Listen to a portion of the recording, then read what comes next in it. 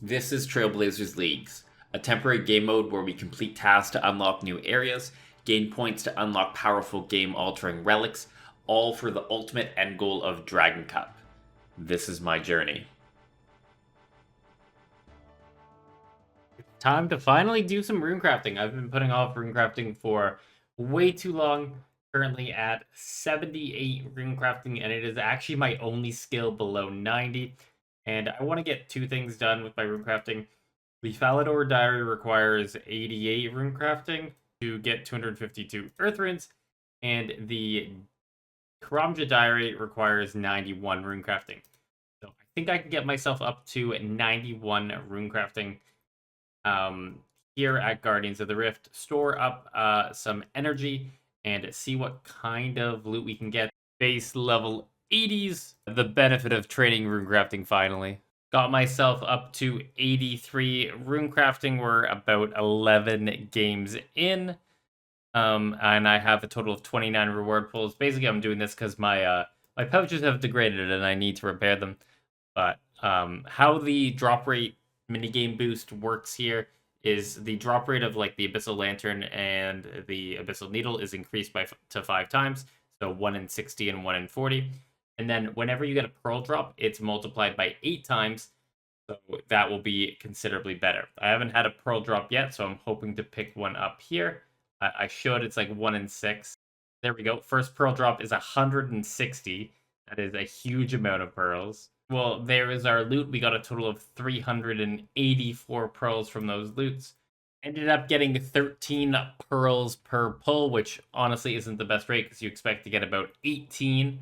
But the items that we're going to be purchasing from Apprentice Felix here are the Raiments of the Eye and the Ring of the Elements.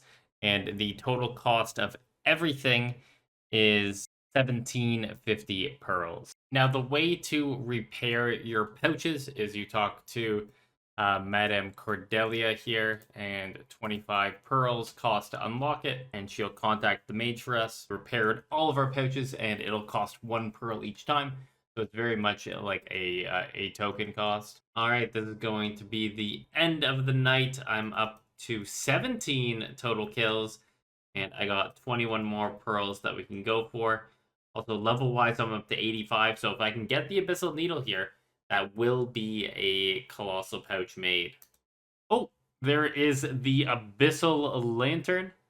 That was an amazing pull session. I'm up to 1,000 pearls, and I also got an Abyssal Lantern, which I can light with some logs. And luckily enough, I have redwood logs right on me, which I can use on the Abyssal Lantern.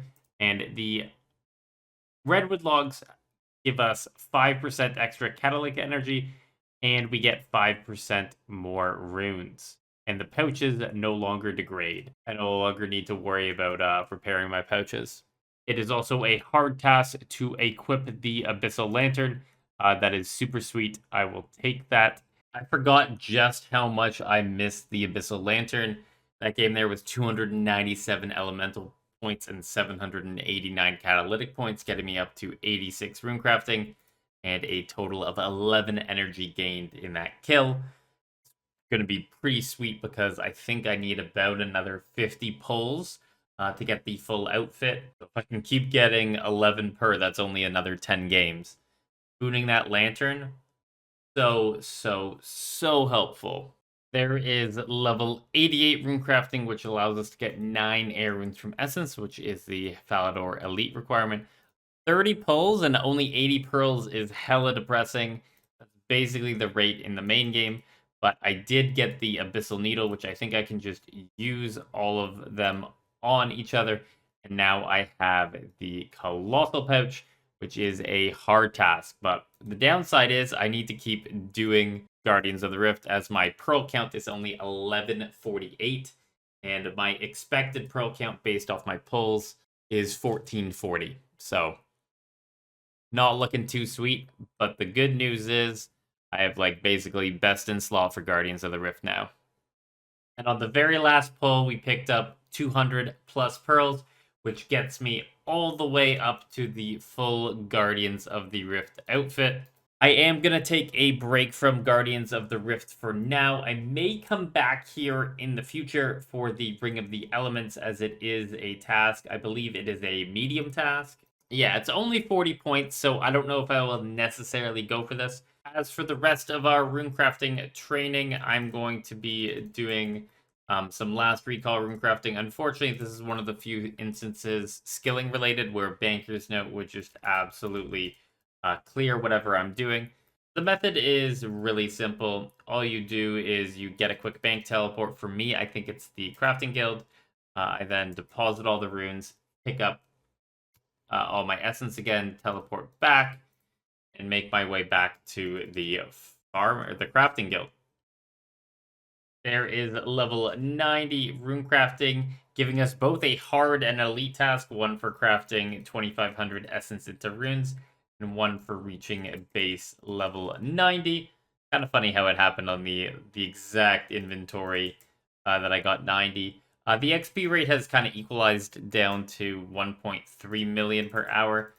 So it would be another, if I were to go all the way to 99, another like 5 to 6 hours of this. But I could see myself doing Zaya Bloods for a little bit as an AFK once I finish off all the other AFK skills.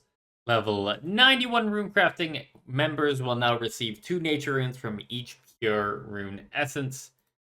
We now have all the requirements to complete every diary we have access to. During my AFK time, I have been mining stars, and I finally, after what feels like 3 years, have hit the amount of stardust that is required to get all the tasks done. We need to purchase the full outfit, which is 4 starter fragments, and we also need to purchase the celestial ring.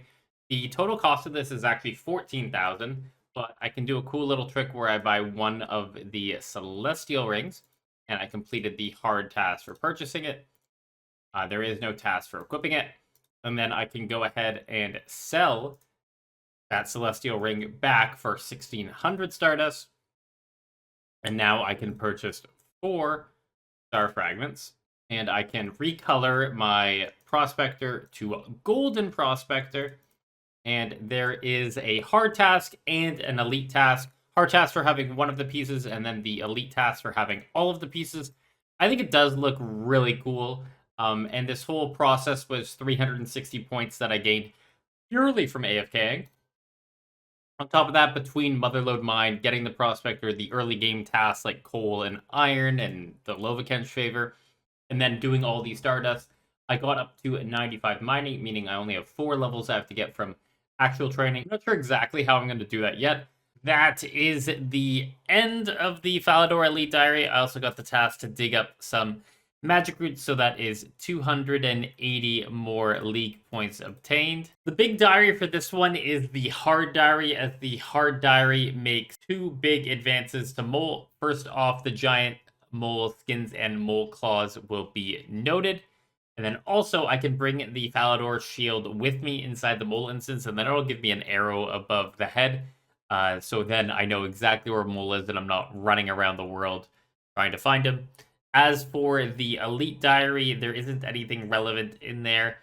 The big thing you normally get is that the tree patch doesn't die anymore, so really good for like planting magics and the like. But Farmer's Fortune makes it so nothing ever dies. But we can get another 1 million agility experience, and that got us up to level 95 agility. And with the outfit of the eye, I should have enough essence in my inventory to make the 56 nature runes that are required, completing the Elite Karamja Diary. And in fact, this is the last diary that we can complete. We don't have access to Western Provinces, Wilderness, Mauritania, Kandarin, Fremnik, or Ardi, as they are all in different regions. And that is the lamp and claiming Karamja Gloves 4. There are 2 main rewards that are relevant to this league's account. We now have a 10% chance of getting 2 tickets when we do the agility arena. And to complete all tasks, you need 110. So essentially, it saves me 10 minutes getting the tickets. On top of that, it also allows us to teleport right to Duradel with the gloves, so saves a little bit more time getting Slayer. And that's going to be our best in slot Slayer Master. But that is the final lamp. And that means I'm going to have to get the final 3.5 million agility experience myself. Yeah, the drop rate is 16.4%, so I got an 82% chance at a purple, and I got a white light. That is very unfortunate. But 1 out of 5 times that'll happen, so it is what it is.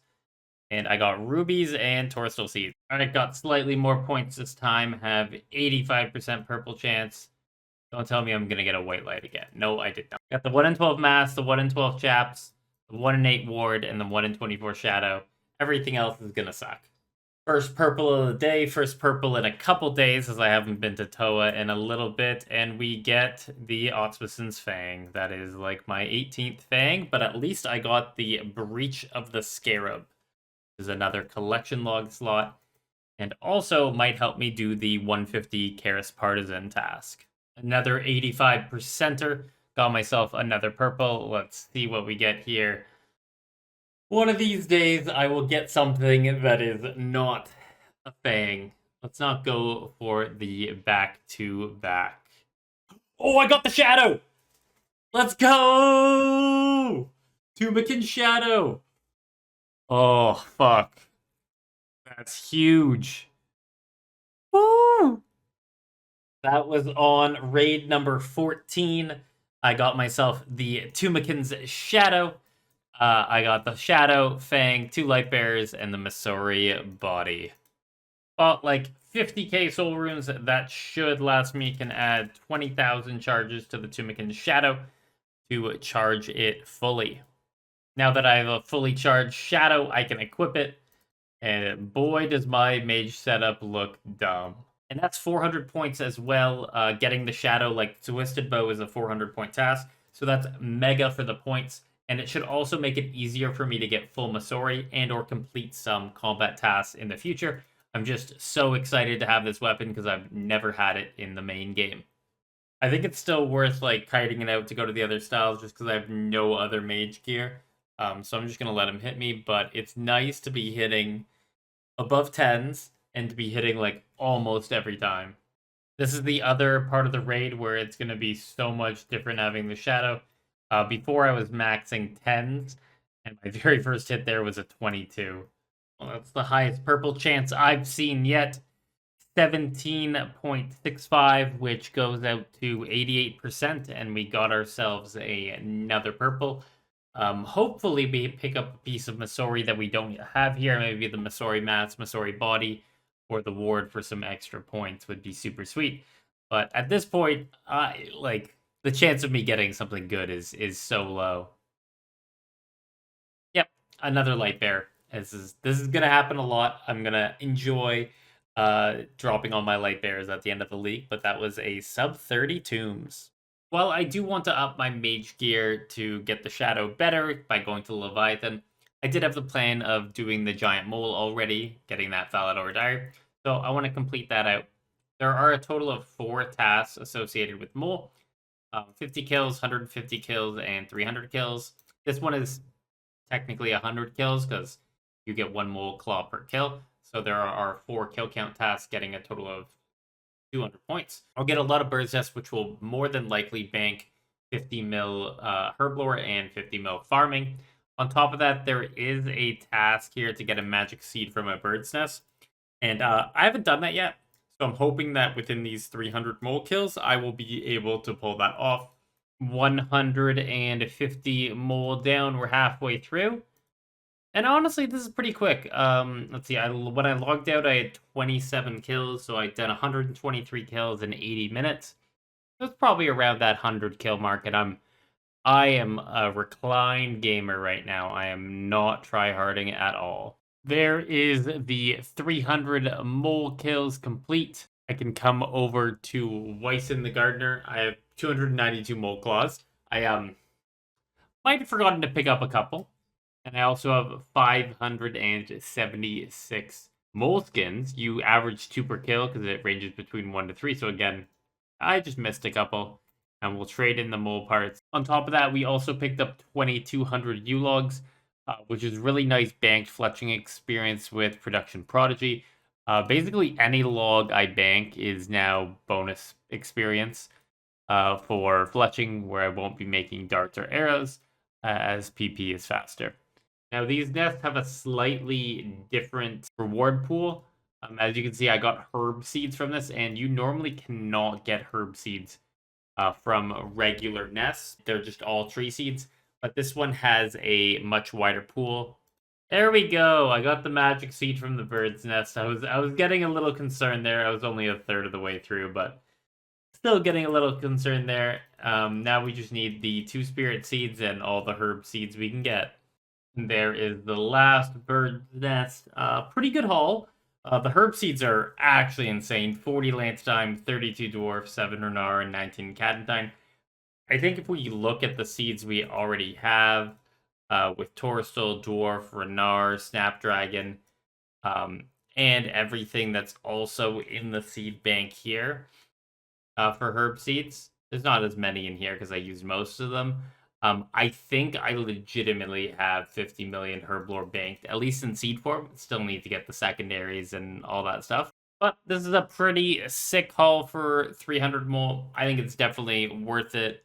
The points per hour weren't great. It's like 100 points per hour, but it's giving me a lot of ancillary points. Like it got me the hard task there. Gonna get another elite task from it that I didn't pick up from the farming contracts earlier. We ended up with 3 spirit seeds, so we might as well plant those around the world. The first one I'm going to plant is actually in the farming guild because the fairies flight teleport is actually slightly closer to the bank here than the bank when it's over there. So a little bit of an optimization. I can now go through there. And the next one can be placed here. And now I can travel between Brimhaven and the farming guild, which is an elite task to travel between 2 spirit trees that you grew yourself. They all have 2 leprechauns, so it doesn't really matter which one I pick, but I'm just going to go for Port Sarum because I like this area, and it's an annoying letter to click on the fairy's flight. That is also 35 million farming experience. One other task we can quickly knock out is that there is a task to make 1,000 unfinished potions with Zahur, and because we have the Desert Hard, and we also have 99 herblore, we're able to do this task, and he made 1,000 toad flax unfinished. The downside of using Zahur instead of making it ourselves is we don't get the 25% bonus from Production Prodigy, but I don't think it's worth the actual time it takes to make the potions to get an extra 250 brews, because let's be real, I am not going through 1,000 brews. I might as well make the 1,000 brews just so I have the ample supply, and I will never go through those. Did a little bit of a potion top up, and I think I'm pretty much good on everything. I am most worried about the super restores, as getting red spider eggs are a pain in the butt. But between ranging, defenses, even prayers, like I don't feel like I'm going to use a lot of these supplies, and if I do, I got more herbs in the bank. But we're going to do one final task, and that is making some ancient brews. And ancient brews are made by combining Nihil dust together with dwarf wheat unfinished. They provide prayer restoration and boosted magic level at the cost of your combat stats. I can kind of see this as like a budget ancient heart, or if I did need to boost more than +4, that would be great. But I think I'm past that stage of the game. But I got a medium task to make 50 ancient brews done. That brings the point total to 46,720. I really zoomed today between Guardians of the Rift, Giant Mole, getting the Shadow, doing all these herblore tasks, and cleaning up. It's going to be great. It was great. I had a lot of fun, and I hope you enjoyed the video. Like, comment, subscribe, all that good stuff. Take care, and I'll see you in the next one.